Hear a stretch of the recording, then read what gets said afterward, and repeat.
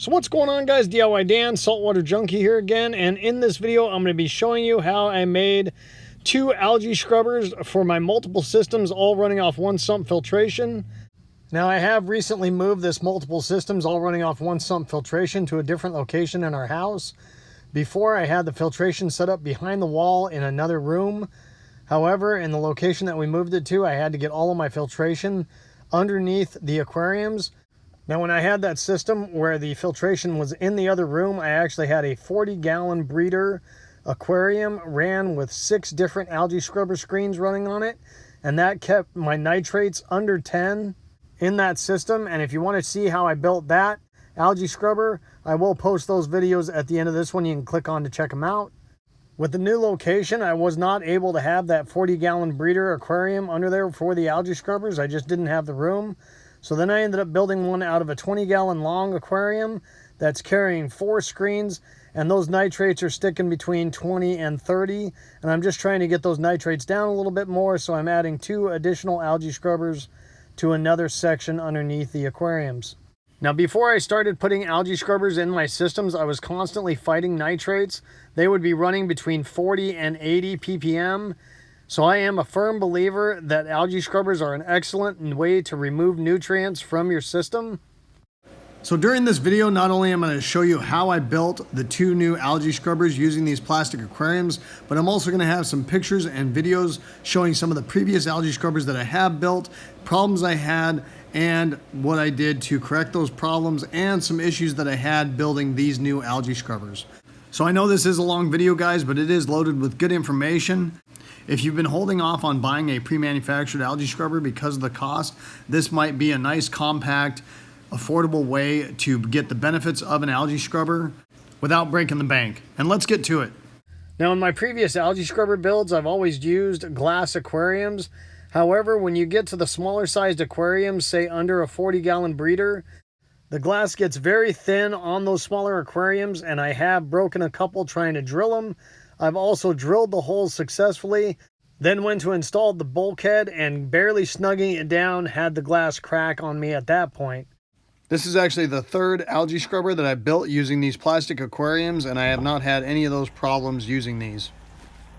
I grabbed one of the grow lights that I purchased off of Amazon for right around $40, and I set it next to the aquarium, marked it out, and then used painter's tape to cover up that area of the light on the aquarium. Then, using my little sander, I sanded down the rest of the aquarium so that the spray paint that I was going to use had a good surface to adhere to. I don't know if this was absolutely necessary. However, I had painted the backs of some aquariums for a background, and that paint did start coming off of that glass, and my thought was that's because that surface was way too smooth and just didn't have anything to really grab. So that's the reason I went ahead and sanded these. Once sanding them, I did use some rubbing alcohol on a rag to wipe them down to make sure that surface was clean and dry. Once doing that, I did use some Rust-Oleum spray paint that said it was good for plastic on the can. The first can of this paint that I got made more of a mess of everything else except for what I was trying to paint. However, I did take it back to Lowe's and they did exchange it for another one. Initially, I only did 1 coat. However, when I took the painter's tape off and put the light next to it, it did shine through that black spray paint. So I do recommend putting possibly 2 or 3 coats to block as much of that light coming off of those grow lights as possible. The main reason I wanted to block as much of that light as possible is I didn't want to start growing algae in other parts of my sump, which is a problem I've had on some of my previous algae scrubber builds. While that paint was drying, I decided to make the brackets that were going to hold the actual PVC tubing that was going to supply the water to my algae scrubber screens. Now, because I was a little restricted in the length of plastic bolt I could find, I did have to drill halfway through these PVC boards with a Forstner bit in order to countersink those plastic bolts down a little bit so they would reach and be able to put the nut on the other side to secure them. Once doing that, then I just used a regular drill bit to finish drilling that hole all the way through the PVC board. I believe I used about a 5/8 Forstner bit and then finished it off using the 1/4 inch drill bit. Then I took that PVC board, set it inside the aquarium, took some of the 1/2 inch PVC I was going to be using for the tubing, set it on top of that PVC board and made sure it was flush with the top of the aquarium. Then went ahead and drilled through with that 1/4-inch drill bit through the holes I had made in that PVC board. Put the bolt through that PVC board and then a nut on the back side to hold it in place. Once drilling the first hole, I did put the bolt through and tighten it down so it held it tight so I wouldn't get off on my second hole. Then repeated that process for the other side. In order to drill out the holes for the bulkhead fittings, I used glass drill bits. These are diamond drill bits. You can get it off of Amazon and they're really not that expensive. When using these glass drill bits on plastic, once drilling the hole, if it did stick inside the drill bit, you do want to immediately pull that piece of plastic out or push it out with a screwdriver, because once that plastic hardens, it can make it very difficult to get it out of the drill bit. When removing those pieces of plastic, you do want to be careful because they can be very hot and possibly burn you. Now, I did do a 3/4-inch bulkhead. However, looking back on this, I should have gone with a 1-inch because I do have a little bit of a flow problem with a restriction coming out of those bulkheads. Now, the reason for this is I had to use a 90-degree angle right off the bottom because of the room restraint that I had underneath my aquarium stands. So if I didn't have that 90, I think those 3/4-inch bulkheads would have flowed plenty of water. But because of that 90, it did give me a little bit of a back pressure problem, and I should have gone with 1-inch bulkheads instead of that 3/4. The amount of restriction that a 90-degree elbow puts on water flow is actually quite substantial, and I'll put a video at the end of this. You can click on it if you want to see what I'm talking about. Now, I did do 2 drains on each one of these algae scrubbers. I always like to have a backup emergency overflow on everything I do, so I don't possibly clog the first one and then it overflows and makes a mess under my aquarium stand or worse. So that is why I always have one that's the main drain, and then I put a little bit of an up pipe on the second one for an emergency overflow. The main drains off of my algae scrubbers, I run back and run into a filter sock to catch any algae that had fallen off the screens and made it down to the drain. And then my emergency overflows, in case the primary drain does get clogged, are just a straight hose, and I actually leave them quite high above the water level, so if those do start running, I do hear that immediately under the aquarium stand and I know I've got a problem. Now, the supply of water I've actually got running off of manifold that I'm going to discuss a little later in this video, and it is on a ball valve so I can regulate the amount of water flow going to the screens. However, you'll also notice that I do have a ball valve on each one of the main drain lines going back to the sump. That is so I could regulate the amount of volume that is coming out of those drains so I can equalize it with what's going in at the top of it, because I was getting a gurgling sound coming out of those drains, and by equalizing the flow coming in to going out, it has almost completely eliminated that noise coming off of those main drains. When purchasing the bulkheads off of Amazon, I also purchased strainers that would thread into those bulkheads. However, this created another flow problem and I did have to remove them because it just was restricting the flow for the drains too much. Now we're going to get into the building of the actual algae scrubber screens and the PVC tubing that holds those screens. Now, I did use 1/2-inch PVC tubing for this, and I do like to use Schedule 40 PVC pipe, especially because we're going to have to cut a slit in one of those pipes in order to hold the algae scrubber screens. Each one of these algae scrubber screens, I used 4 90-degree 1/2-inch PVC elbows, 2 PVC T's that were all slip, and then 1 T that was slip and threaded on the T portion of that fitting. Then I used a male pipe thread 90-degree to hose barb fitting for the supply of the water. I also ended up adding a union to each one of these algae scrubbers so I could disconnect the supply hose at that fitting. This is something I wanted to do right off the bat, however I didn't because of the room restriction I had under the aquarium stands. However, I ended up having to refab some stuff to make it work, and I'll explain that a little bit more later in this video. Now, there is a couple ways to cut this groove in this PVC tubing. Now, the way I have previously cut all the slots in this PVC tubing for all my previous algae scrubbers was by putting a piece of PVC in a vise and then using a grinder with a cutoff wheel and just notching it out using that. However, for this algae scrubber build, I did use my miter saw in order to notch out these pieces of PVC. Now, keep in mind, if you're not really familiar with how a miter saw works, then I don't recommend doing it this way because it can be very dangerous. If you do have a miter saw and you are very familiar with using it, I do recommend doing these notches this way because by far this has given me the cleanest cut for these algae scrubber screens that I've ever done. And I am going to go into a little detailed description of how I did this. The most critical part to using a miter saw is realizing that the blade is going to pull your hand into the blade if you do not have what you are cutting backed up against something solid. So you'll notice that the PVC, I'm using an extra long length, so my hand is nice and far away from the saw. I am cradling that piece of PVC in the notched out area of the saw where the blade goes through to cut.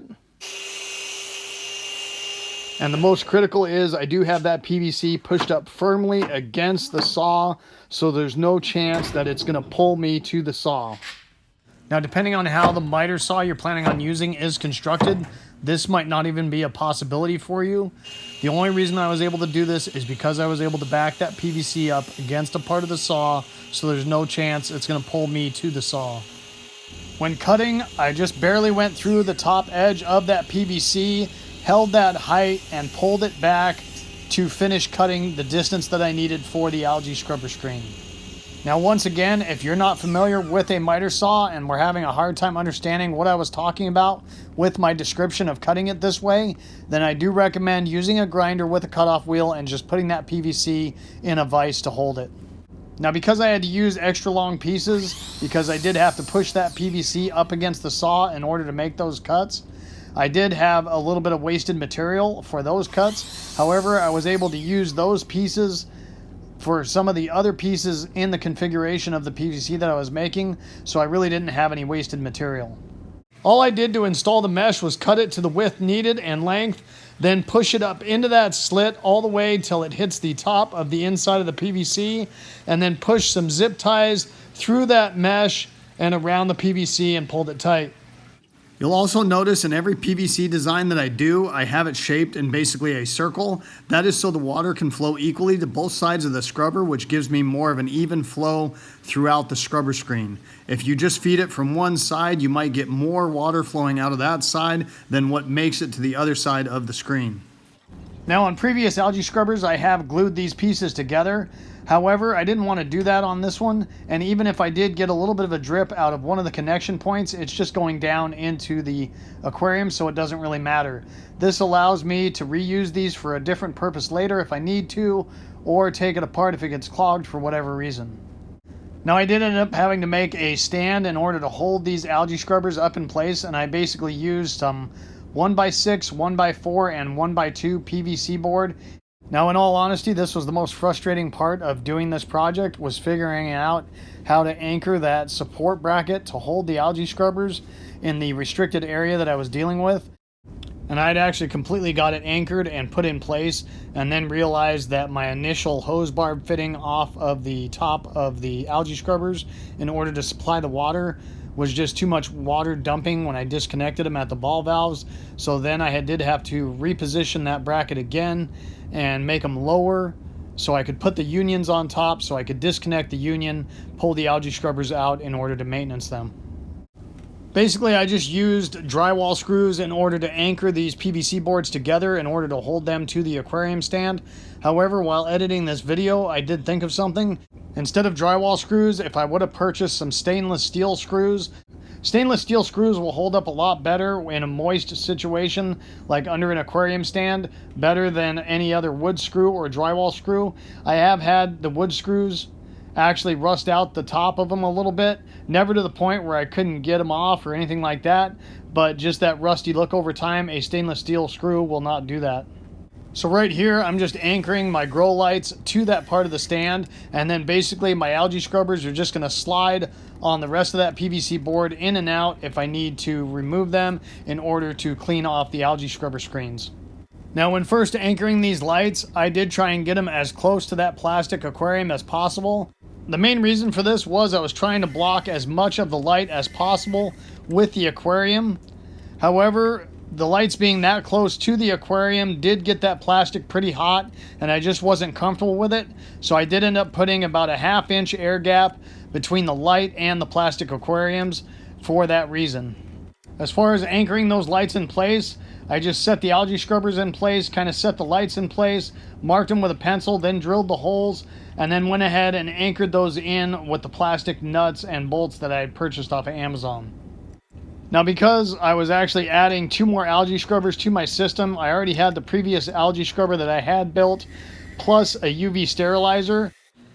And because of that, instead of having an individual pump for each one of those items, I decided to get a decent sized return pump and then plumb in a manifold to run all of those items off of the one pump. I bought this black vinyl tubing for the supply hose running to the algae scrubbers. I like this tubing because it's black, so it's not going to start growing algae inside the tubing to possibly restrict it.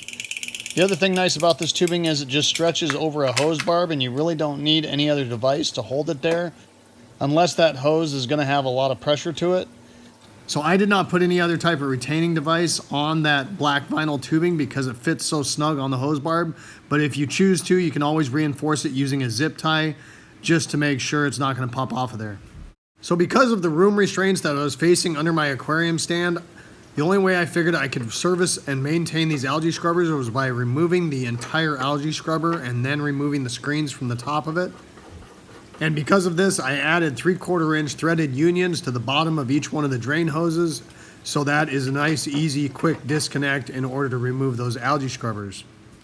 Now, the other thing that I miscalculated on because of the room restraints I was dealing with as far as height under the aquarium stand is I figured I would just have the hose hooked directly to the PVC, and then because my manifold had ball valves with unions included in them, that I would just disconnect the union at the ball valve. The problem with this is that hose was full of water still and would make a big mess. So for that reason, I refabbed the bracketry that holds the algae scrubbers to move them further down so I could add those unions to the top. That way, when I disconnect that union, it holds all the water in that hose and doesn't leak all over the place. These 2 algae scrubbers are going to be the first ones I've ever built where you have to remove the entire bin in order to get to the algae scrubber screens in order to clean them. If you have an option where you can mount those a little lower, where you can just lift those screens out of the bin without having to remove it in order to clean them, that's going to be a much easier option, but I had to make do with what I had. So this clip is a video of me pulling the algae scrubber out in order to see how much it has produced in the first 2.5 weeks that I've had it running. So it really isn't that bad in order to pull it out. It only takes a couple minutes. Right here is the growth that I have gotten. Now, there is growth on the screens themselves, but what I did notice is I have a massive amount of growth in the bottom of the algae scrubber itself, which was partially clogging my one drain. So I have 2 main theories as to why I'm getting more growth on the bottom of the scrubber pan than on the screens themselves. The first one is a very simple one. I actually forgot to scuff up the plastic mesh in order to give that algae a better surface to grab to and adhere to. So all I'm going to do is take some sandpaper and scuff those up a little bit, see if that helps. My other theory is because I'm having the problem with the 3/4 inch drains and it's not flowing enough water, that I'm having to slow down the supply going to the screens themselves, which is not covering part of the screens when it's flowing. And it is causing me to have quite a bit of water in the bottom of the scrubber itself and possibly growing the algae that way. In order to rectify that problem, I swapped out my main drain that was 3/4 inch to a 1 inch bulkhead and a 1 inch hose in order to allow more flow, and that actually worked out quite well. Now I can turn that return pump that I've got supplying my manifold up even higher, and I don't have the restriction and amount of water in the algae scrubbers that I had before doing it.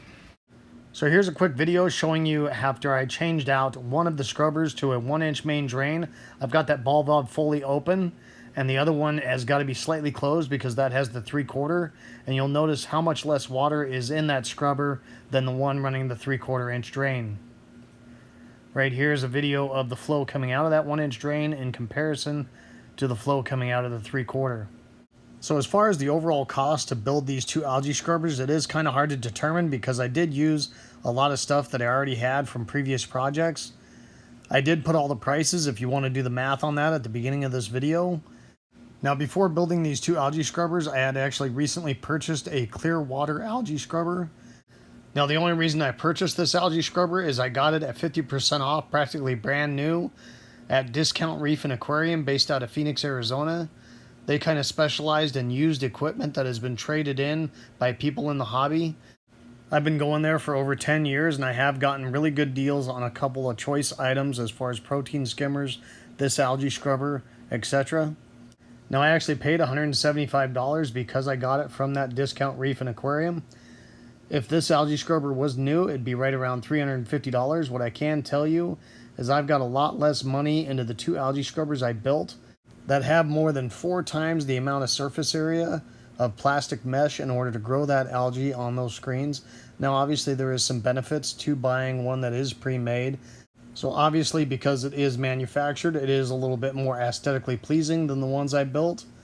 The other big benefit to the Clearwater one is the lights that they used on that algae scrubber do stay a lot cooler than the ones that I purchased off of Amazon. So if you are having a little bit of a heat problem with your system already, this might be an issue. Now keep in mind that that $350 does not include a pump to supply that algae scrubber or a stand in order to hold it. These are both things that you have to either buy or figure out how to build. Now in my case, this is on a 36-gallon bow front aquarium, and I do have a decent sized return pump, so I just teed off of the pressure going to the tank in order to feed that algae scrubber, and then once again I just use some PVC board to go across the top of the sump in order to handle the weight of that Clearwater scrubber. Another reason for showing you how I mounted this Clearwater algae scrubber over my 30-gallon sump underneath that 36-gallon bow front is it is another option you can think about as far as handling one of these DIY scrubbers that I just built. When I initially built the first plastic algae scrubber, I actually was able just to set it directly on top of the lip of the aquarium of that 29-gallon sump, and it sat there perfectly. I didn't even have to make a bracket to hold it. So obviously the most expensive part of this build is the lights that I purchased. If you're looking to save a little bit more money, instead of doing those lights, you could hang a single 100-watt equivalent LED bulb and hang it over the top of the algae scrubber instead of using the 2 grow lights on the side. Now I don't think you're going to get quite as much algae production as you would by doing that, but I have used that 100-watt equivalent LED in the past and it will produce algae for you. So obviously these algae scrubbers are performing. I just got to get the algae to grow where I want it to, and I will do an update to let you guys know how it's doing and if those changes I made are helping to get that algae on the screens instead of in the scrubber pan. You can also check out the icons at the end of this video if you want to see some of the algae scrubbers I built. Maybe those will work better for you, or you can incorporate some ideas off of this one, some ideas off of that one, and make one of your own. Hopefully you guys enjoyed this video and it gave you some good information. If so, make sure you hit that like button and subscribe to my channel if you haven't already. I'd really appreciate it. The whole concept of my channel is to give you guys the most information in the least amount of time as possible so I don't waste your time. I hope to see you next time. Have a good one. Later.